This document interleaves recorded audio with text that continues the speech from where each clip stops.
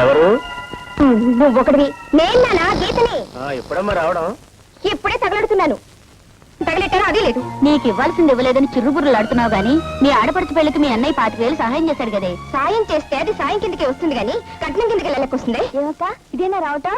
లేదు, 3 రోజులు ఆడే తగలడి అటక మీద దాక్కున్నాను. అదేమిటే? అది ఎంతో ప్రేమగా పలకరిస్తే నీ కోపమంతా దాని మీద చూపిస్తావే.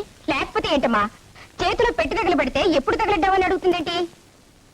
ఈ పెట్టి లోపల తగలెట్టి కాస్త కాఫీ నా మొఖం తగలెట్టు.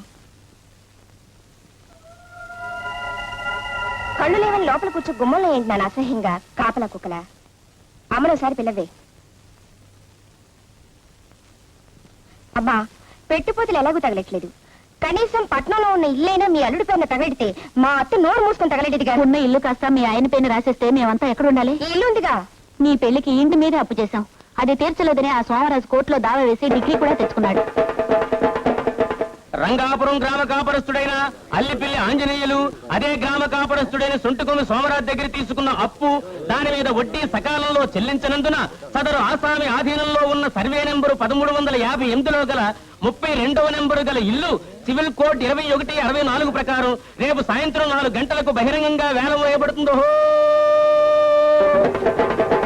ఈ సొంటికొమ్ము సోమరాజుతో పెట్టుకుంటే ముప్ప తిప్పలో పెట్టి 3 చెరువులు నీళ్లు తాగించి ఇల్లు పీకి పందిరేస్తాడని సంగతి ఎప్పటికైనా తెలుసుకోరా అల్లిపిల్లి ఆంజనేయులు. అవునరా ఆంజనేయులు ఎక్కడ?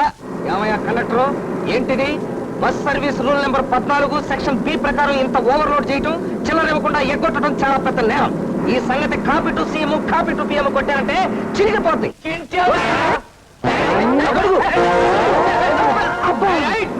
పడి పడి ఉన్నాను. ఈ పట్టం నాకేం కొత్త. నువ్వు పడ్డంతో పాటు మమ్మల్ని పడగొట్టావు కదయ్యా. ఇప్పుడు ఆ బస్సు వెళ్ళిపోయింది, నువ్వు ఎలా చావటం? 420 బస్సు ఉంది, అందులో చావండి. ఆంజనేయులు బావా, ఆంజనేయులు బావా, ఆంజనేయులు బావా. బావా, నీ వయసు ఏంటి, నా వయసు ఏంటి? గొడుగుచ్చు కొట్టి కోరుకుండా అయిపోతాం. అది సరే, నువ్వు అట్ట పట్ట వెళ్ళగనక రేట్ ఏంటో తెలుసా? ఏమైంది? మీ ఇల్లు జప్తు చేయిస్తాననే ఆ సోమరాజు ఆ కోర్టు చేత దండోర ఏం చేశాడు? నేనేమన్నా తక్కువ తిన్నానా? అదే కోర్టు వాళ్ళ చేత సోమరాజు గారి డిగ్రీ చల్లకుండా ఒక్క ఇంజెక్షన్ పొడిపించాను. భయపడ్డావా? నవ్వే. నీ నవ్వు అట్టగెడుతులే. అది సరే, ఆసుపత్రిలో ఇచ్చినట్టు కోర్టులో కూడా ఇండిషన్లు ఇస్తారా? ఇది మనుషులకు పొడిచే ఇంజెక్షన్ కాదు, ఇంజెక్షన్ ఆర్డర్ అన్నమాట. ఈ దెబ్బతో మా ఇల్లు వేలం వేద్దాం అనుకున్న సోమరాజు గారి ఆట కట్టు. అర్థమైందా? నాకు అర్థమైంది. ఏ గౌరీ, ఇందాక మీ కిటికీ దగ్గర నిలబడి ఉష్ పిలిస్తే పలకమే. మా అక్క ఇంట్లో ఉంటే ఎలా పలకను? అయ్య బాబాయ్, మా అన్నయ్య. ఏంటో మా చెల్లితో మాట్లాడతాం? ఏం లేదు ఆంజనేయులు. ఏమీ లేదా? దొంగ వేషాలు వేస్తావరా? పెళ్లిగానే ఆడపిల్లల్ని బరిలోకి లాగావని టీజింగ్ అండ్ చీటింగ్ యాక్ట్ కింద నీ మీద కేసు పెట్టి copy to CM copy to PM కొట్టానంటే చినిగిపోద్ది. నీ చెల్లెలు నేను ప్రేమిస్తున్నాను, కావాలంటే కేసు వేసుకో. నీ అబ్బా, అసలు అయ్యా వీటిని ఎందుకు అనాలి? మన బంగారం మంచిదైతే ఇంటికెళ్ళి దాని సంగతి తేల్చేస్తా. ఎవరు? నేను నాన్న ఆంజనేయుల్ని. ఏయ్ గౌరీ, గౌరీ ఎలా? ఏంటన్నయ్యా? ఏంటా తిరిగిచ్చి కొట్టానంటే ఆ బుల్లబాయ్ కొడుకు పెద్ద బాయ్తో ఏంటా మాటలు? ఏంటా? అది కాదమ్మా, ఇది ఈ సంగతి తర్వాత చూద్దాం, ముందు ఆ గేస్ సంగతి చూడు. అదెప్పుడు వచ్చింది? ఇప్పుడే వచ్చింది. వచ్చిన దగ్గర నుంచి ఇల్లు పీకి పందిరేస్తుంది. ఈసారి ఇలాంటి వెధవ వేషాలు వేసామంటే నేను చదువు అనిపిస్తున్నాను కదే, పెద్ద పెద్ద గొడవలు అయిపోతాయి. Take care. గీత, ఎప్పుడు వచ్చావమ్మా? ఎప్పుడు తగలెడ్డావని కాదురా, ఎందుకు తగలెడ్డావని అడుగు. డబ్బు కొంచెం సర్దుబాటు కాక. సర్దుబాటు కాక? అంత సర్దుబాటు చేయలేని వాడిని నీ బావగారికి అత్తగలెడతానని ఇత్తగలెడతానని ఎందుకు చెప్పాలి? వాళ్ళు నా చేతి ఇన్నిసార్లు అడిగిస్తుంటే నీకెలా ఉందో గాని నాకు మాత్రం పొడుచు చావాలనుంది.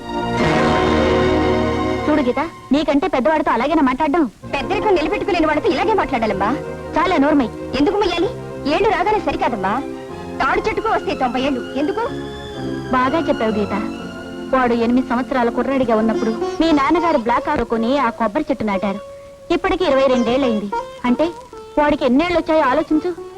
తన పెళ్లి సంగతి మర్చిపోయి మీకిస్తానన్న కట్నాల కోసం, ఈ సంసారం కోసం పడరాని పాటలు పడుతున్నాడే.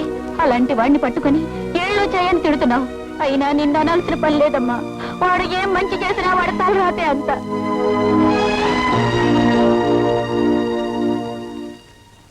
అమ్మా, ఏంట్రా? నాకు సుప్రీంకోర్టు లాంటి ఐడియా వచ్చింది. నీకేం వచ్చినా పట్లేవరా? ఏంటి మళ్ళీ అప్పు చేసి దాని ముడుపు చెల్లిస్తానంటావు. అప్ప ఉన్న అప్పులే తీర్చకపోతే ఈ ఊళ్ళో మనకు అప్పిచ్చేవాడెవడే? నాది హైకోర్టు బ్రెయిన్ కదా, ఫుల్ బెంచ్ ఐడియా ఒకటి వేశాను. సర్లేరా, ఏమిటది? పట్నంలో ఉన్న మన వాటా పోర్షన్. అమ్మేస్తావా? అమ్మేరా అమ్మే. థ్యాంక్స్ నానా. ఈయనొకడు పడుకున్నప్పుడు కూడా దేశభక్తి. ఆ పోర్షన్ అమ్మేసి మన అప్పులన్నీ తీర్చేస్తానమ్మా. అదేంట్రా? అమ్మా పెద్దనాన్న చిన్నాన్న అమ్మగాలేంది, మనం అమ్మితే తప్పే ఉందమ్మా. ఎవరది? నేనే. అలా తలుపు చోటు నుంచి వినకపోతే ఇక్కడికి వచ్చి వినొచ్చుగా. చాటుగా నిల్చుని వినాల్సిన కర్మ నాకేం పట్టింది? ఎలాగో ఇల్లు అమ్మేస్తున్నారు కదా, దాంతోనైనా మా బాకీ తగిలేట ఆలోచన చేస్తున్నారా లేదా అని వింటున్నాను. నాన్నగారి పోర్షన్ అమ్మేసిన డబ్బుతో మీ అప్పులు తీర్చేస్తాను. ఒకవేళ అలా తీర్చలేకపోతే మమ్మల్ని అందరినీ బయటికి గెంటేసి ఈ ఇల్లు వేలం వేసి మీ అప్పులు తీర్చుకోండి. నువ్వు వెళ్ళి పడుకోమ్మా. బాబాయ్, పట్నంలో ఉన్న ఇల్లు అమ్మడానికి మా అమ్మ నాన్న ఒప్పుకున్నారు. దాన్ని అమ్మే హక్కు అధికారం నాకున్నాయి. దాన్ని అమ్మి పారేసి ఈ సొంటి కొమ్ము సోమరాజు బాకి అతను మోహన కొడతాను. అంతేగా మరి. అంతే మరి. నువ్వు కొడతావయ్యా, కానీ ఇంట్లో అద్దుకున్న వాళ్ళు ఖాళీ చేయకుండా ఏ గాడిద కొడుకైనా ఆ ఇల్లు కొంటాడా అని ఈ సంగతి ఆలోచించావా? చూసావా బాబాయ్ ఎలా చించుకుంటున్నాడు? ఆ ఇంట్లో ఉన్న వాళ్ళు మా నాన్నగారికి బాగా తెలిసిన వాళ్ళు. వాళ్ళు ఎప్పుడు కావాలంటే అప్పుడు మనం ఒక్క కార్డు ముక్క రాసేస్తే వెంటనే ఖాళీ చేసి పారేస్తారు. నన్ను నమ్మండి. ఏమంటావు? అంతేగా మరి. అంతే మరి. 1 2 3 4.